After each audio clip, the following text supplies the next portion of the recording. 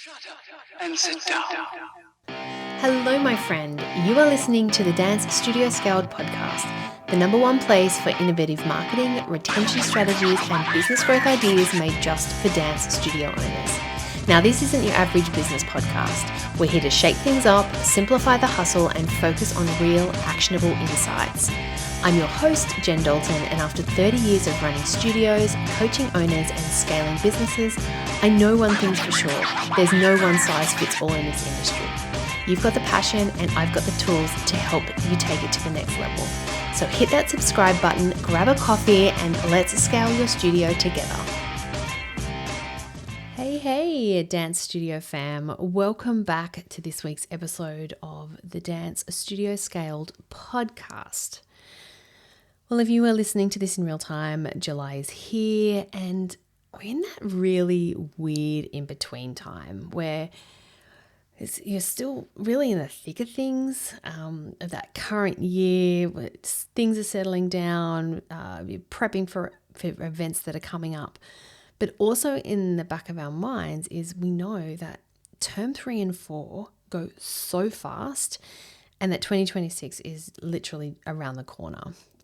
So what I thought I would do today is I want to walk you through exactly how I use this month of July to do I call it a mid-year reset, but it really is just a prep for the following year. And it's something like I've spoken before about timetabling and how August 1 was like, yep, it's timetable starts August 1. But this was something that I would always do in the July before even getting to the timetable. And I don't actually think I've spoken about it before. So I thought this is what I'm going to talk about today. But it's not about adding more to your plate. It really is just about pausing and reflecting and then making those smart adjustments so that as you start planning for the new year, you can keep doing what we need to do because we still have a good second half of the year to fulfill. But as we start to focus on next year, we can start doing it in a more intentional and manageable way. And as I said, I would do this every single July. And it's one of the reasons that I could grow my studio without that constant feeling of being behind. So during this episode, I'm going to just tell you the actual questions that I would ask myself. And it's questions, so the girls in the mastermind at the moment, this is what we're literally going through for July because it's about to all start from next month. So I know at this time of year, there are usually two types of studio owners. There are the ones who are still trying to get on top of things. Their calendar is feeling full. The inbox is never quite clear. They've made mental notes that July is going to be the time where they finally get to catch up. They're the ones who are still in the thick of it and still trying to just settle into the year, but so focused on what's happening at the present time and events that have to come up, which are obviously very important, but it just doesn't allow for them to be thinking ahead. Because then there's the other ones these are the studio owners who already have a clean notebook ready and they've got 2026 plan written across the front page. Now, this studio owner might still like things that are chaotic behind the scenes, but the difference is she's carved out time and space to plan ahead because she knows from experience that clarity now means calm later. And this was me, right? So even when things were messy and I felt like I was barely keeping my head above water, I always made time in July to look ahead. And I always want to stay completely transparent with you all. And there were still times, like as planned as I am, that things were overwhelming and messy and I was still having to deal with stuff. But if I could get control of the things that I was capable of, then it just made for such a smoother transition as I started planning. And like I said, it for me always starts with the timetable, and that's because once the timetable is mapped out, you can then lead your team better. You've got more confidence. The families that you currently have, they're going to start asking questions, and you're going to have answers, so they're more likely to stick around. you are probably, if not, I've had conversations this week of people who are already asking about next year. Do you know what next year looks like? So enrollments are starting earlier and earlier. And so when you do get those inquiries, if you've got answers already, then there's a higher chance that you are going to be the studio that they pick. But most importantly, it really just can create breathing space for you. And so I'm going to share the raw and honest truth about what I would really do in July. No fluff, no perfect systems. It's just what I would quietly rework behind the scenes so that I would feel in control again. So if you want to jot these down, there's 5 questions that I would work through if you want to jot them down if you're not driving. Otherwise, you can always listen back to this episode and you can take notes. All right, the first thing I would do is always I would look back. So not just to January when the year started, I would go all the way back to this time last year. And this would mean pulling out a calendar, pulling out planners. I would go through emails if I had saved any emails. I had a folder set up with, if feedback came through or a complaint came through or, and it might have even just been a passing comment. I would have that saved and I would pull up this folder. The other thing I would do is I would jot down things in my notes app on my phone. So if things were coming up, I was at the studio and I was in the middle of something, I'm like, that's a clash or that's not working, I would jot them down. And these were the things I would ask myself. It's like, where did things start to feel really heavy, or where was I stretched too thin? Where was I reactive instead of proactive? And what patterns and pressure points would I come up again and again? Now, there's always something about looking back with fresh eyes that shows you a truth. When you are in it, it's harder to see and to analyze and even to work your way through it. So that's why I love reflecting on the 12 months from last July to now and just having a look at what was happening, because we do forget. That is the other thing as well. But for example, like if term 4 was hectic, which it usually is, how could I space things a little bit differently? Or if a re-enrollment clashed with concert prep, if say families were getting too many emails about too many different things at one time, and so they barely read emails as it is, but how could I space that out differently? And, things that were keeping me up, worrying me, like that was then a sign that I needed to shift something within that. And so this reflection just gives me the map of what to repeat. And I would just tweak this every year. So there would be systems, of course, that we were using all the time. The first year sorting it out, for sure, it takes a long time. But once you have everything in place, it's really just about tweaking it and trying new things. And I really encourage you to try new things. And, you'll never grow if you don't try. But everything that you do try is not necessarily going to work. But that's okay. You can just change it up the next year. All right, so that's the first one. Now, the second one is about the team. Now, I want to just clarify, when I say the team, this is not about me having conversations with the team. This is not about me checking in with the team. This is actually me sitting back quietly and checking in myself about the team. And I'm being really honest here. So I would start to have a look. I'd have a listen. I would be watching body language, and I'd be looking who's thriving and who's really bringing energy to their class. Who's starting to coast or lose motivation, who's starting to get a bit lazy, sitting down, not planning, not cleaning routines as they should be. I also would look at any teachers who were starting to get too close to their students. So was there a cliquey vibe that really can become a big problem? And I was always lucky enough to have teachers at my studio for many, many years in a row, like so lucky. But I also know that if a teacher is with the same group of people for too many years in a row, things can start to blur. The lines start to blur. So I would have a look and say, even if things were going really well, and I know the kids would, love these teachers or this particular teacher, I knew it was actually in my best interest to shift them. The other thing that I would look at is, am I suspecting that any of my teachers that I currently have are thinking about leaving? And, again, I might not be told directly, I might be completely wrong, but again, it was looking at the conversations, it was looking at the body language, it was looking at, were they super involved and then starting to step back? I just like to be one step ahead, because if I never like to be blindsided, like I'm sure you don't either, and it has happened in the past.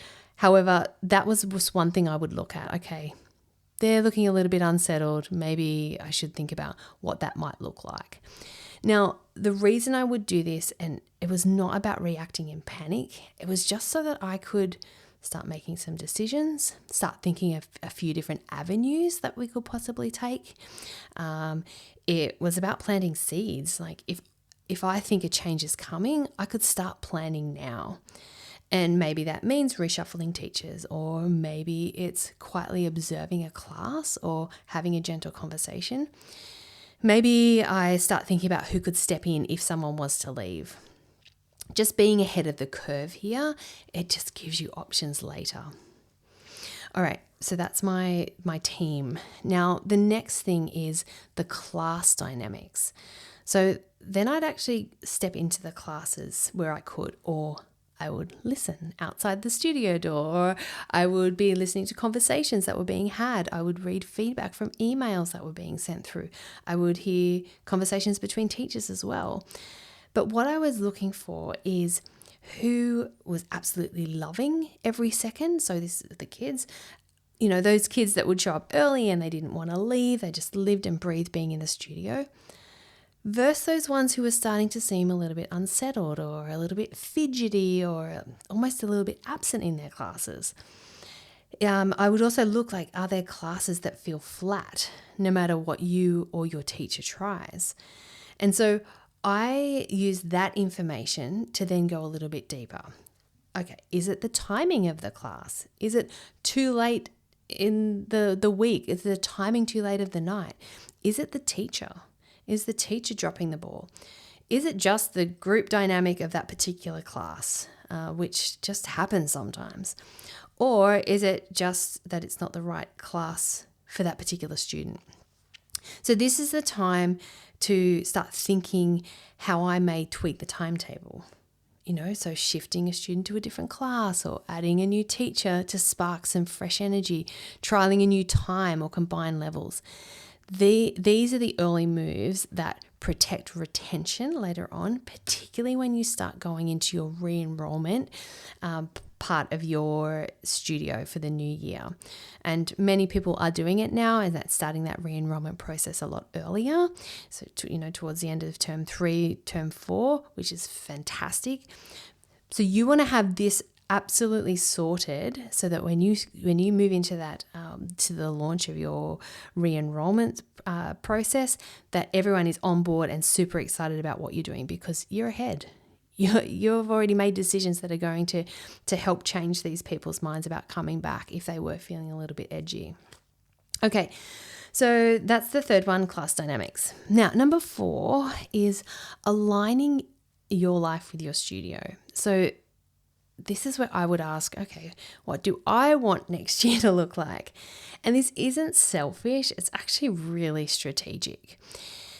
And it would be, and this changed with the seasons that I was in my studio. It changed with whether I had no kids, young kids, older kids, whether I was old and young. So this really did change. But I would look at things like, do I want to work fewer nights? Do I want to just work on selected nights? Did I want more time with my own kids? Or did I have to have time off because I needed to logistically take my children other places as well? Like my younger daughter, she played soccer for a little bit. And so I knew soccer training was on a Thursday. Actually, it was on a Wednesday. And so I just made sure that I wasn't scheduled in for any classes or on the desk on a Wednesday, because I had to physically get my child to her extracurricular activity. And then in saying that, my daughter, who was, in her later years of school, she was teaching as well as dancing. So there were particular classes that I wanted her to be teaching. But knowing her schedule and her classes, I would make it work around her. So that would work. We're allowed to do this. Did I want to step back altogether and not be there? So this is how I would then reverse engineer the studio around that. So I would really sit down and consider these things. At that period where our kids were, 8 to, or probably 7 to 13, where, you've really got to be involved. I had to have conversations with my husband, like, okay, realistically, what can we do? What can you do with your work versus what I can do? We don't want our kids to miss out as well. So that's why I got really specific about aligning what was going to work for me as well. And it could mean changing the timetable structure. It could be setting up the team to lead with a bit more autonomy without you being around, or just putting those boundaries in place when you are around, when you are available. And it's this kind of planning that creates a business that will then work for your life and not the other way around. Actually, there was also a period of time where I always wanted space for me to be able to step in if things, if a teacher couldn't turn up and we couldn't get a cover. I always loved that period at the studio where I knew I was available if something was to go down. And this was particularly prevalent when I had multiple studios. And so if, say, when one venue, a teacher didn't turn up, I could be there. If someone got sick or they needed an extra hand in classes because maybe they had lots of new trialists come in that day, I could be there. So it really did give me space to be able to put myself in the business where I needed to. Okay, then finally, number 5 is I would work really hard not to reinvent the wheel. So this one was about saving your sanity year after year. Now, realistically, our studios are seasonal and cyclical. We have pretty much the same major events and things happening every year. So instead of starting from scratch, I would just ask myself, okay, what am I already doing that I can now reuse? How, can I update last year's marketing campaign instead of rebuilding a whole new one? The concert checklist, is that still solid, or does it just need a few updates or tweaks? Can I use the same re-enrollment timeline, just with new dates and refreshed messaging? Because the work you've done is so valuable, let's just build on it instead of trying to build it again.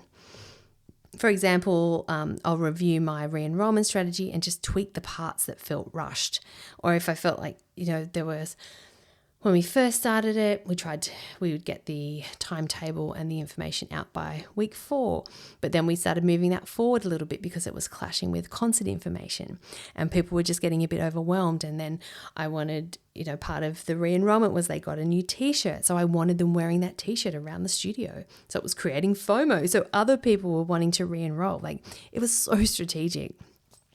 Concert planning docs, that's another big thing that there's not much is going to change each year. Maybe if you have a massive venue change, that might change, or you split concerts for the first time. But generally, you've got a pretty standard plan. And so just use it and change it. And also with our emails and social media posts, check what's worked well. Check what, people have engaged with or responded well to, and just repurpose that structure. And again, this is just going to give you that breathing space and the confidence as you head to that busy end of year, because we still have the heaps of work to do to finish up the year strong. But we just want to do it. So everything over that Christmas break, when we do close the studio for a couple of weeks, you can really shut the studio doors and rest and recover, ready for the new year, because everything else is planned and done. All right. So they are the 5 questions that I will work through. I guess it's like a pre-plan, right? Pre-planning before I start the planning for the following year. It's not fancy and it's not complicated. It really is just about reflecting, reviewing and reworking, checking in on yourself, planning with that intention and not coming to the panic side of things again, as we do quite often. And don't beat yourself up about it. So if you're listening and thinking, yes, I need to do this, then this is your sign to make the time. Even just 1 hour this week can bring you so much clarity. And just start with those 5 questions. Just start. Now, if you wanted someone to guide you through these decisions, to look at your time, your timetable, retention, growth, and the systems that you're using, then I would love to invite you to jump on the waitlist for our Dance StudioScaled Mastermind.